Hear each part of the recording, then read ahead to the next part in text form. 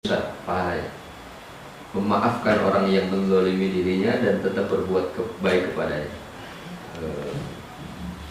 Kita sendiri sudah merasa tidak mudah itu kan. Memaafkan saja tidak mudah, apalagi masih harus berbuat baik kepadanya. Berat, tidak mudah.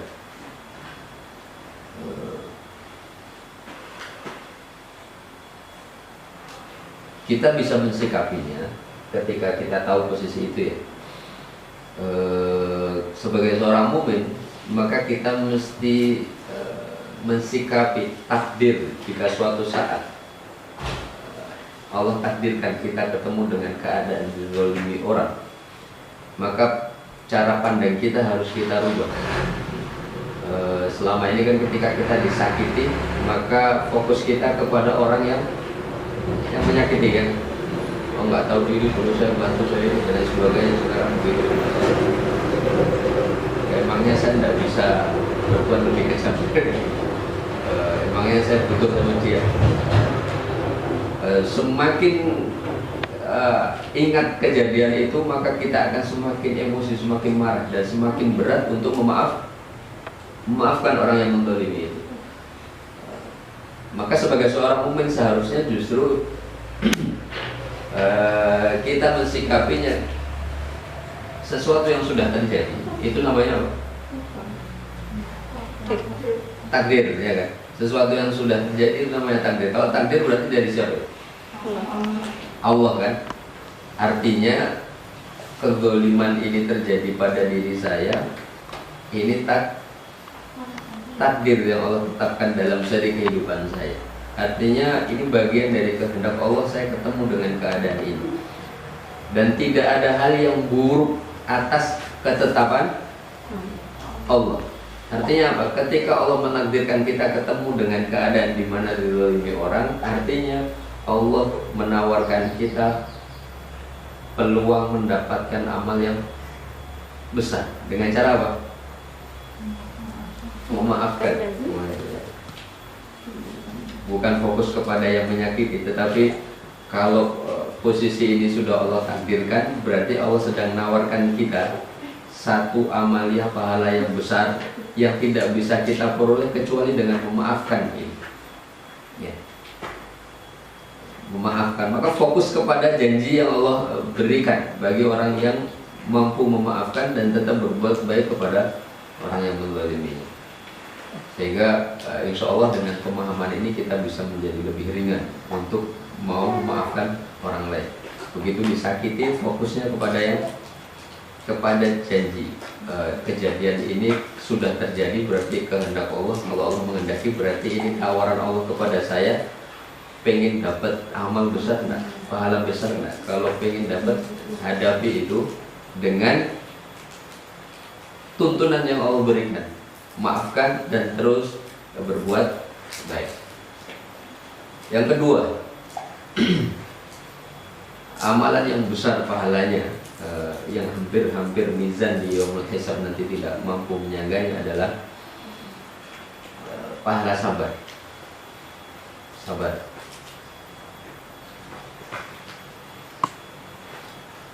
Amalia sabar itu bisa muncul kalau apa?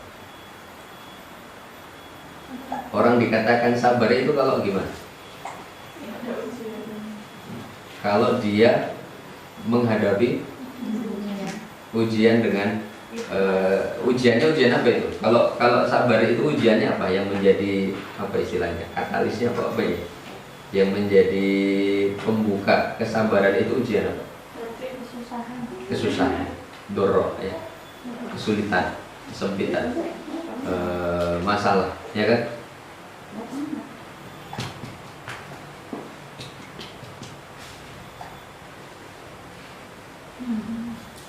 Artinya gimana?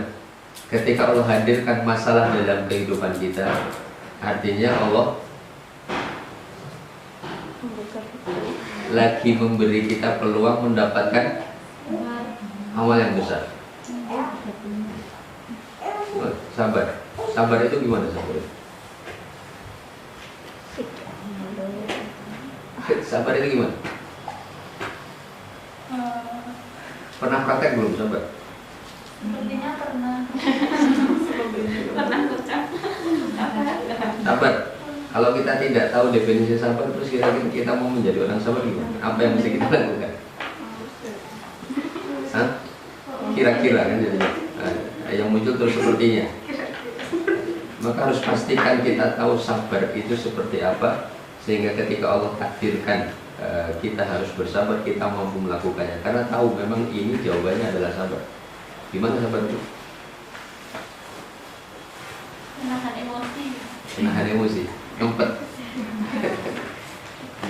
Bukan menahan emosi. Sabar itu menerima ketetapan, menerima takdir, menerima ketetapan, dan terus mensikapinya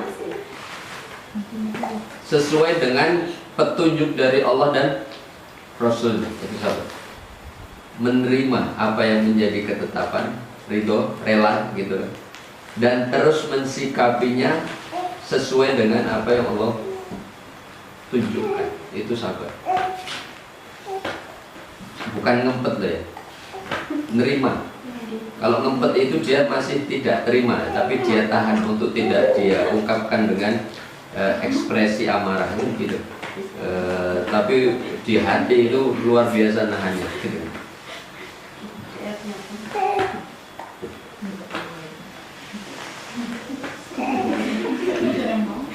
Sabar itu nerima, rela. Tahu-tahu dengan kabar jenengan di PHK misalnya. Nerima itu gimana? Ya sabar. Hah? Ya Ya Kak. Artinya ya saya terima gitu kan, tanpa kemudian nyalahkan, oh ini gara-gara itu pasti fitnah saya, oh ini mesti gara-gara ini, gara-gara ini. Mencari-cari apa yang menjadi yang bisa kita kambing hitamkan atas kejadian yang kita hadapi. Nerima itu innalillahi wa inna ilaihi raji'un. Semua ini milikmu ya Allah dan akan kembali kepadamu. Ketika ini terjadi berarti ini ketetapanmu, maka saya rela. Terus disikapi dengan apa? Dengan petunjuk Allah. Sikapnya apa yang harus kita lakukan ketika sudah rela menerima ini, menerima tidak nyalakan siapa-siapa, tidak mencari kambing hitam gitu dari apa yang mengenai kita. Sikap berikutnya adalah terus melakukan upaya-upaya yang seharusnya kita lakukan dalam menjalani kehidupan. Ya, ketika di PHK di sini terima, tidak usah nyalakan siapa-siapa, tetap jalin silaturahmi dengan yang memutuskan hubungan pekerjaan. Terus kita menyibukkan diri dengan aktivitas lain yang bisa kita lakukan secara baik. Tidak kemudian mutung gitu ya. Terus berdiam diri di rumah, tidak mau ngapa-ngapain karena masih emosi misalkan. Itu berarti tidak mengikuti petunjuknya itu ya, terus jalan saja. Sikapnya apa? Ketika Allah tetapkan, kita terima takdir itu, kemudian kita pasrahkan kepada Allah. Rezeki itu di tangan Allah, maka ya Allah saya berserah kepadamu. Engkau takdirkan saya diputuskan di sini, maka saya yakin engkau telah menyiapkan hal yang lebih baik dari sebelumnya. Jadi kaidahnya ini dalam agama kita. Di surat Al-Insyirah, inna ma'al usri yusra, ya kan? Bunyinya itu inna ma'al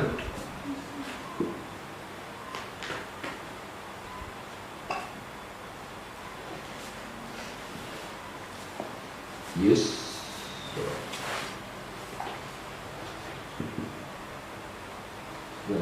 Banyak kan? Yusra.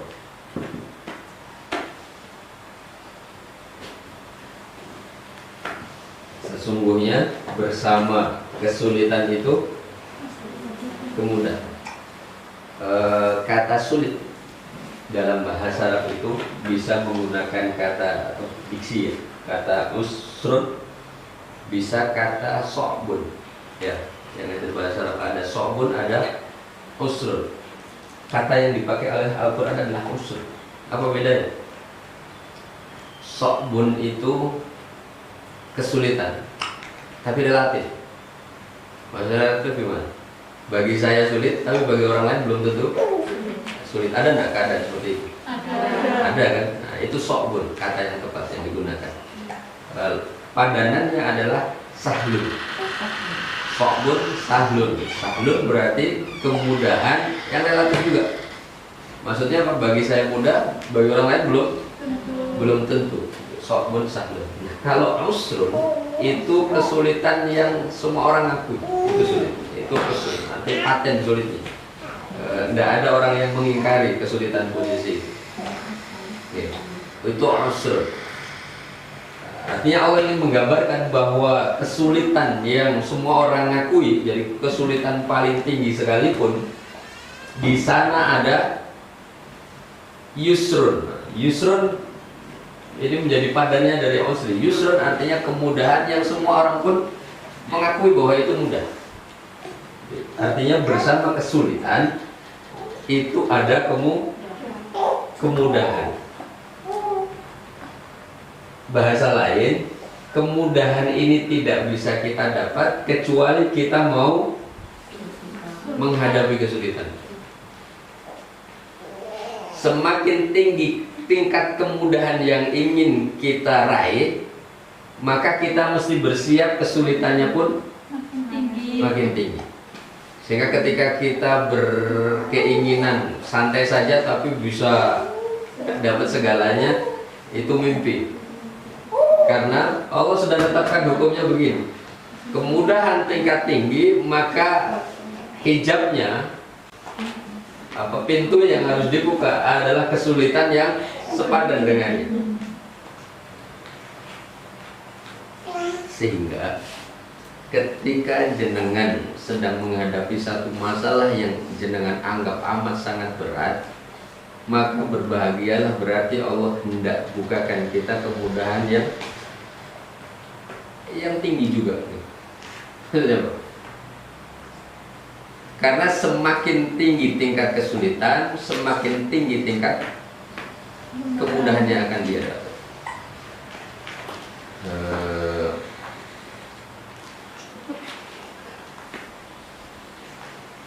Apa contoh kemudahan, kesulitan yang tidak terlalu berat? Kesulitan yang tidak terlalu berat apa?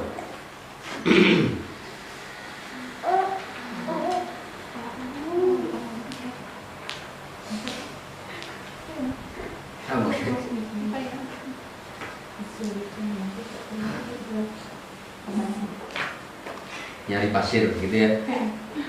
Iya kan? Nyari pasir kan nggak terlalu sulit ya? Iya kan? Nyari pasir di sungai itu maksudnya tinggal nyemplung, ambil, dapat ya kan? Karena dapatnya tidak terlalu sulit, maka harga yang kita terima juga tidak terlalu tinggi ya kan? Artinya ya karena dapatnya gampang, harganya tidak tinggi. Nah, harga yang tidak tinggi itu kan tidak bisa kita manfaatkan untuk segala hal ya. Paling terbatas, cuma cukup beli sayur gitu. Tapi sebaliknya untuk bisa mendapatkan logam mulia gitu ya, emas misalkan, itu ternyata prosesnya tidak sederhana. Dia harus menggali tanah misalkan, memecah batu dan seterusnya. Habis itu masih harus dicuci, ditambah pakai obat yang bisa menjadikan partikel emasnya itu terpisah dari tanah atau bebatuan. Baru akan ketemu, dan itu pun tidak banyak. Dari sekian karung tanah atau pasir atau bebatuan, yang didapat paling hanya 1 gram 2 gram gitu, bahkan mungkin tidak ada segitu. Tapi karena prosesnya yang begitu sulit, harganya pun tinggi. Nah, harga tinggi yang didapatkan itu akan memberikan kemudahan yang banyak bagi kita. Bisa untuk beli ini, bisa beli itu, dan seterusnya. Gitu kan? Ketika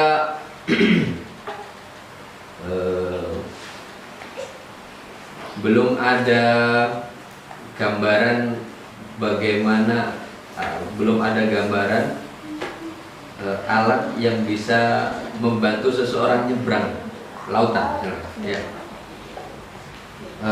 Masalah kan?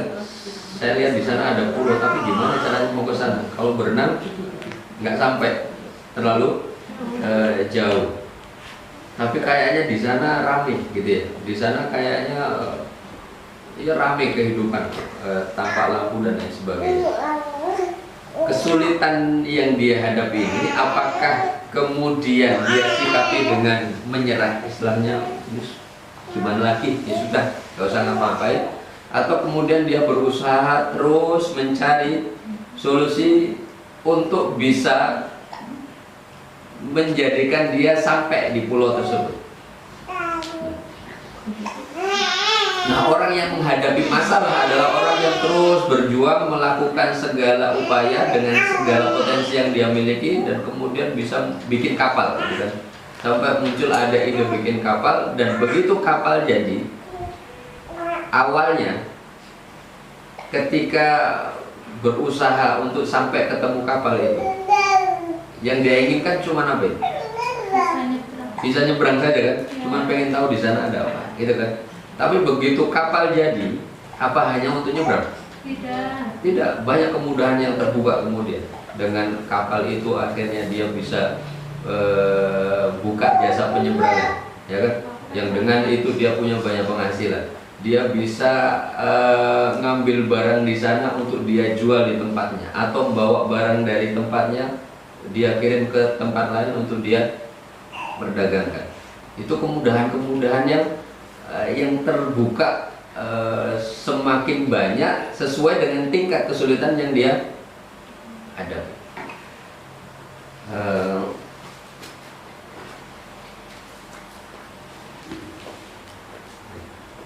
Ini boleh. Jadi jam pulangnya jam berapa? Tengah dulu. Masih seperempat. Baik. Kata sukses, kemudahan itu kan kesuksesannya. Katakan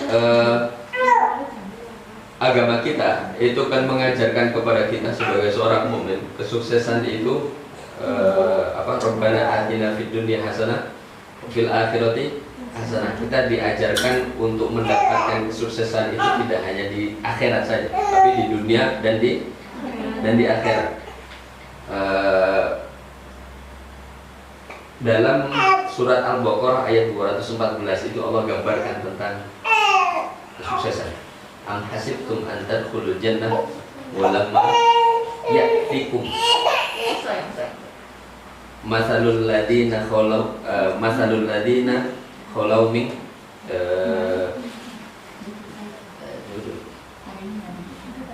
am hasibtum an tadkhulul jannah. Am hasibtum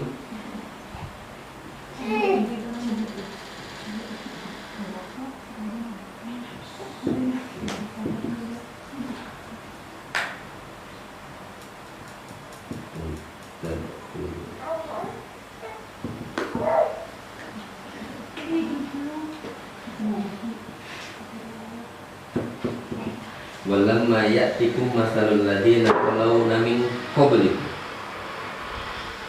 Apakah kalian mengira bahwa kalian bisa masuk surga? Apakah kalian menduga kalian masuk surga? Para ulama mengatakan al-jannah itu bisa dilihat sebagai bentuk kesuksesan, karena al-jannah itu berasal dari kata jannah. Jannah itu sesuatu yang tersembunyi. Sesuatu yang tersembunyi itu ya sesuatu yang belum nampak di kehidupan kita, termasuk cita-cita, keinginan mendapatkan kebahagiaan di masa depan di dunia, itu bagian dari jannah. Nah, kalau akhirat, kesuksesan seorang muslim itu ya di dunia ya di akhirat. Kalau versi akhirat, jannah adalah surga. Tapi kalau berkaitan dengan kehidupan masa depan masih di dunia ini adalah kondisi keadaan di mana dia bisa mendapatkan ketenangan, kenyamanan dalam menjalani kehidupan. Itu juga jannah. Jangan, apakah kalian menduga kalian bisa mendapatkan kesuksesan baik dunia maupun akhirat? Walamma ya'tikum mathalun, sementara belum datang kepadamu keadaan sebagaimana yang pernah dihadapi orang-orang sukses sebelum kalian.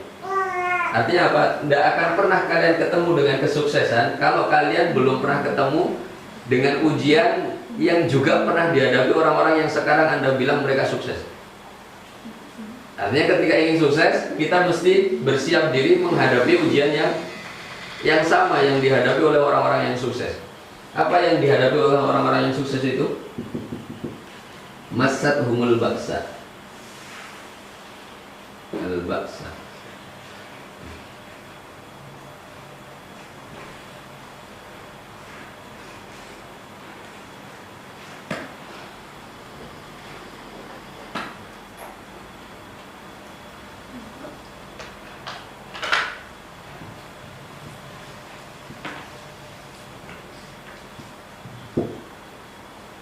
Masat humul baksa wadurra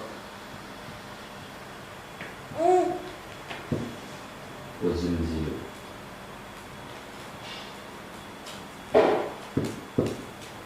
Tiga ini ujian baksun, baksa jamak dari baksun, kesulitan yang sifatnya ringan, baksun. Baksun itu pernah dengar kata labaksa? Labaksa itu kesulitan yang ringan.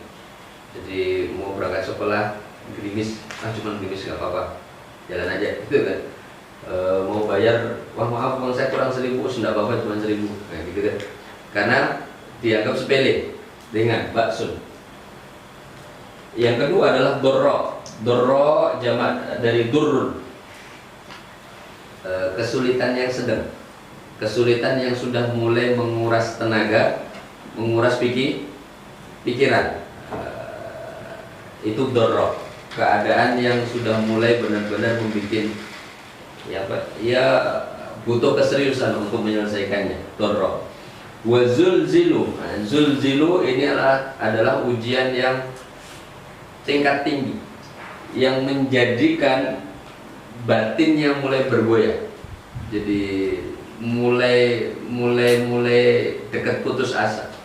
Yang digambarkan dalam Al-Qur'an, hatta yaqula ar-rasul walladzina amanu ma'hu, sampai para rasul, para utusan Allah dan kaumnya dulu ketika diuji dengan keadaan itu terungkap dalam pembicaraan mereka, mata nasrullah, ya Allah pertolongan jenengan kapan datang. Ini kayaknya kami sudah hampir tidak kuat lagi, menunjukkan betapa amat sangat beratnya ujian yang dilakukan. Kalau dorro dia masih ada keyakinan mampu menjalani. Wah, kayaknya sebentar lagi selesai, ini saya mampu.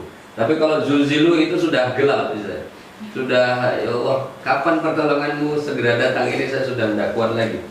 Ketika ketemu dengan persoalan yang semacam ini, suatu saat dengan ditakdirkan ketemu dengan ujian semacam ini, maka berbahagialah, berbesar hatilah, karena Allah sampaikan inna nasrullahi qarib. Kondisi itu sesungguhnya tinggal kita benar-benar menguatkan, maka pertolongan Allah sudah dekat. Pertolongan Allah sudah dekat.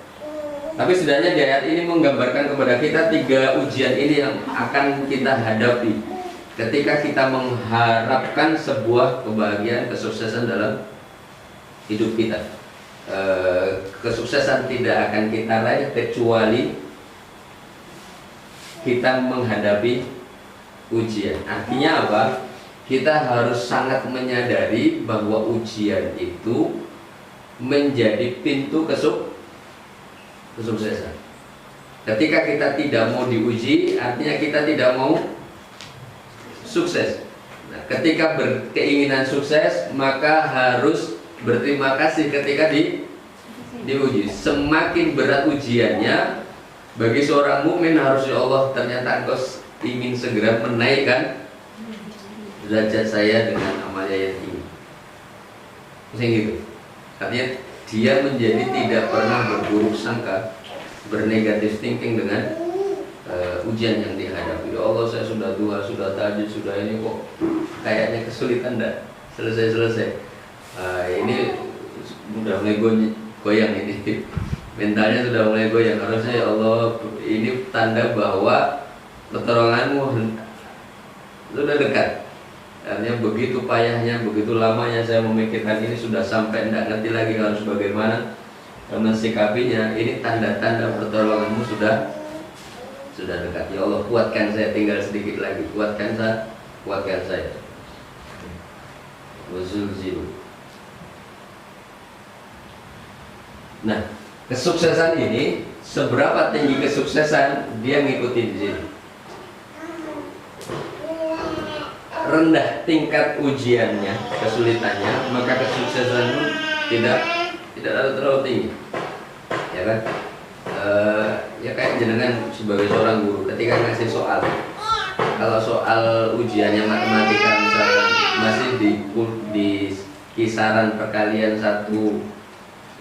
di bawah 10, berarti ini ujian kelas berapa? Perkalian kelas berapa? Kelas 1.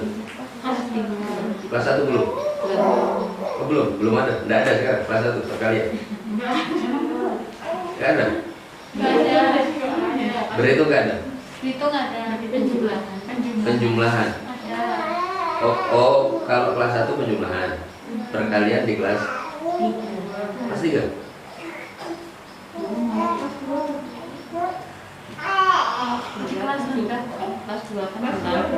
Ya kira-kira itu pencuma contoh saja. Artinya ketika soal itu berkaitan dengan itu, berarti ini kelas sekian. Tapi ketika dengan sudah soal yang dihadapkan itu sudah mulai sinus kosinus, berarti ini tingkatnya tinggi. Sama. Yang kita inginkan derajat kita tinggi di sisi Allah atau tidak? Tinggi. Artinya kita mesti dalam posisi siap diuji dengan ujian yang sulit. Jadi jangan berburuk sangka dengan ujian, karena dialah yang menjadi katalis kesuksesan kita. Semakin sulit ujiannya, maka kesuksesan yang ditawarkan kita adalah kesuksesan tingkat tinggi. Di surat Ali Imran ayat 142,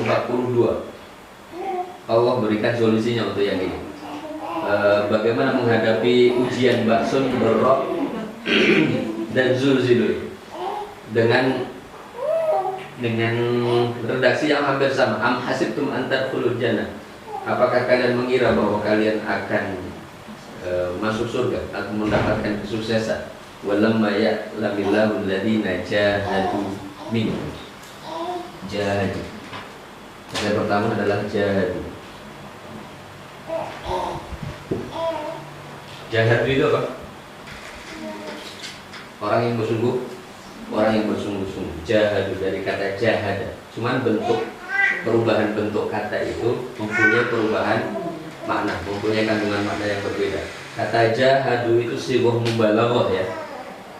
Itu memberi makna.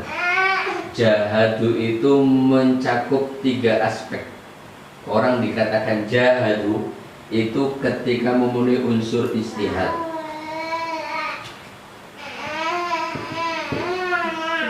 memenuhi unsur jihad, dan mujahadah.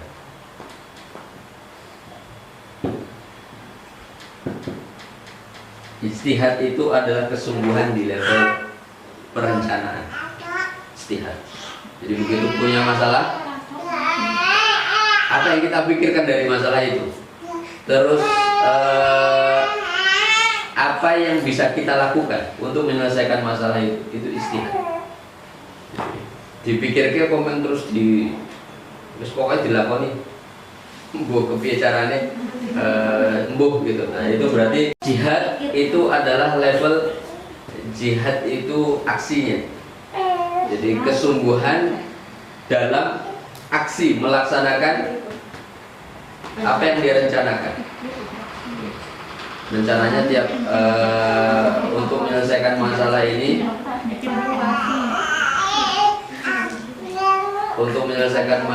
rencananya A, B, C, D gitu kan. Begitu mulai penerapan, apakah tetap A, B, C, D ini dijalankan atau sudah mulai wah sulit. Pokoknya saya temunya saja lah. Berarti jihad di level aksinya lemah.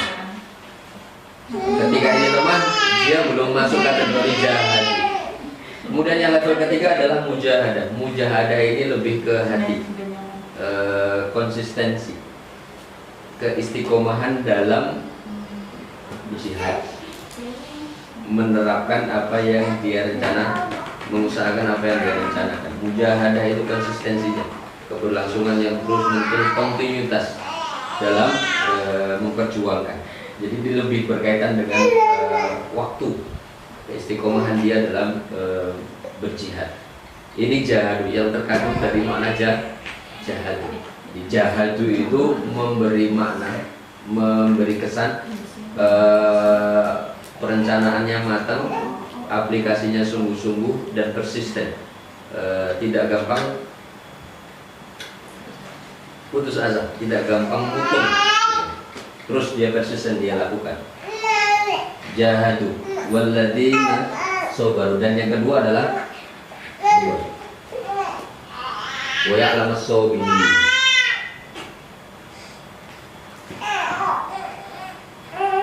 Sabar. Dua ini kuncinya. Bagaimana menghadapi ujian yang Allah berikan. Jahadu dan sabar. Apa tadi sabar? Terima apapun keadaannya, ya, bahwa itu dari Allah dan mensikapinya dengan petunjuk yang Allah berikan. Kalau petunjuknya harus terus dilakukan, ya terus dilakukan. Kalau petunjuknya harus ganti, ya ganti gitu. Tetapi ikhlas mengikuti, menerima dan ikuti petunjuk, terus lakukan itu. Sabar.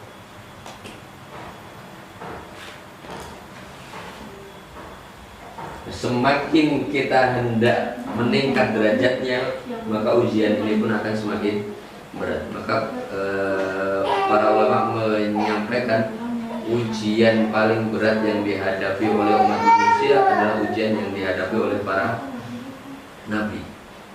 Ujian yang dihadapi oleh para nabi. Maksud para nabi Sulaiman itu ujiannya apa? Kayaknya enak hidupnya. Itu Nabi Sulaiman ya. Nabi Sulaiman, dia seorang raja, bisa ini, bisa itu dan sebagainya. Kayaknya di cerita itu tidak ada kesulitannya. Versi kita, versi kita. Tapi versi yang menjalani itu bukan perkara mudah. Orang diberi kekuasaan sedemikian luar biasa, semua tunduk di bawah kekuasaan. Bisa berbicara dengan binatang, bisa mengendalikan angin. Ya, itu kira-kira dorongan untuk membanggakan diri, untuk menyombongkan diri kuat. Oh, Fir'aun saja yang belum sampai mampu bicara sama binatang, dia sudah gak kuat menjalaninya sebagai seorang raja. Gitu. Diagungkan oleh rakyatnya yang begitu-begitu saja sudah bisa menjadikan dia merasa menjadi sosok Tuhan. Gitu. Yang pantas disembah. Tidak mudah, sungguh tidak mudah. Baik.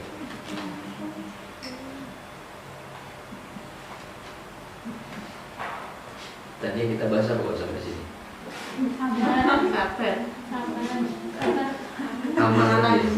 Amalan.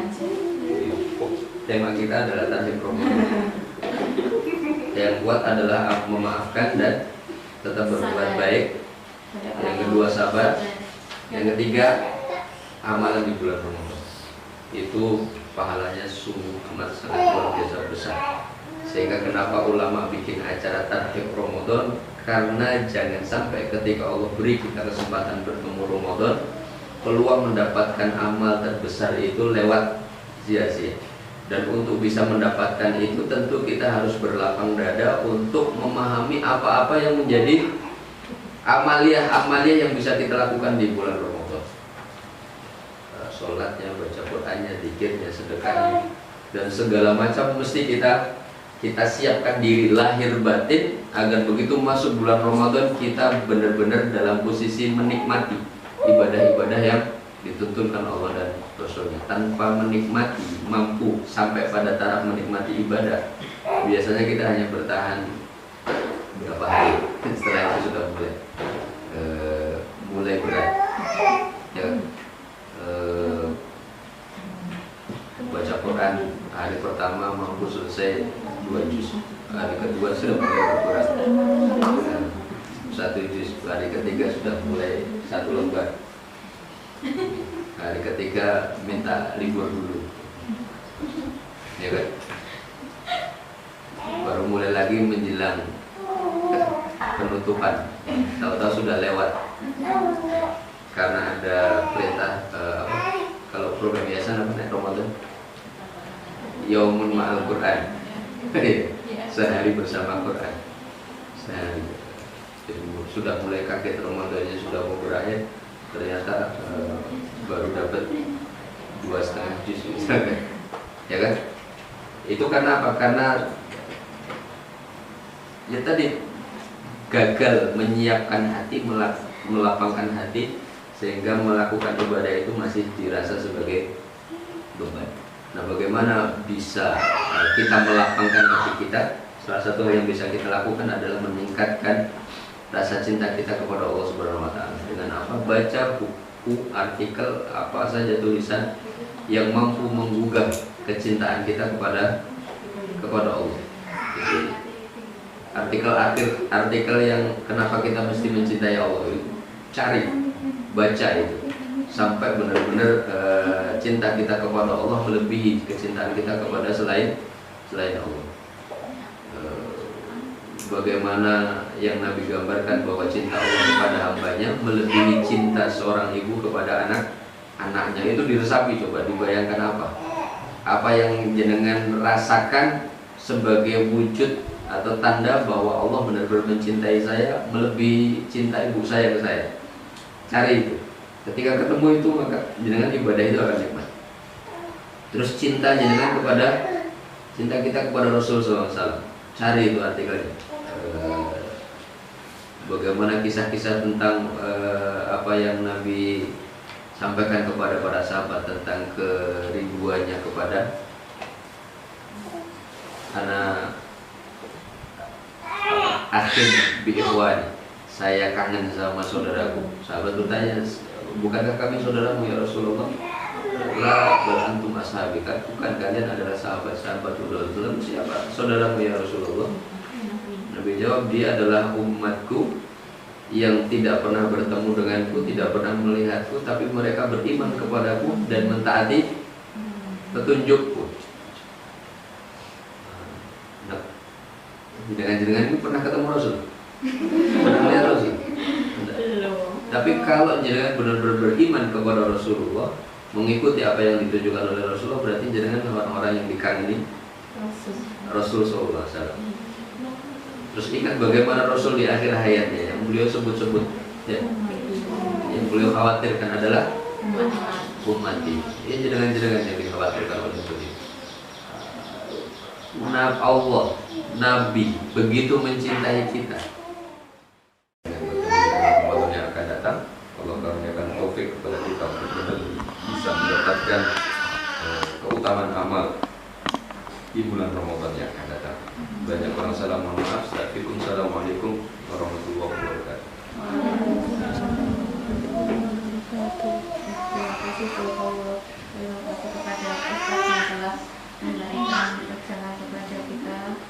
Semoga kita dalam menghadapi Ramadan bulan depan kita akan lebih siap lagi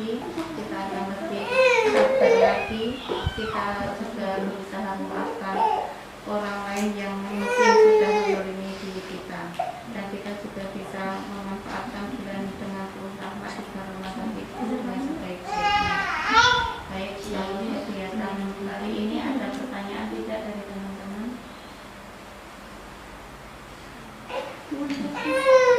Kalau tidak, kita tutup dengan bacaan hamdalah dan kafaratul masjid bersama-sama.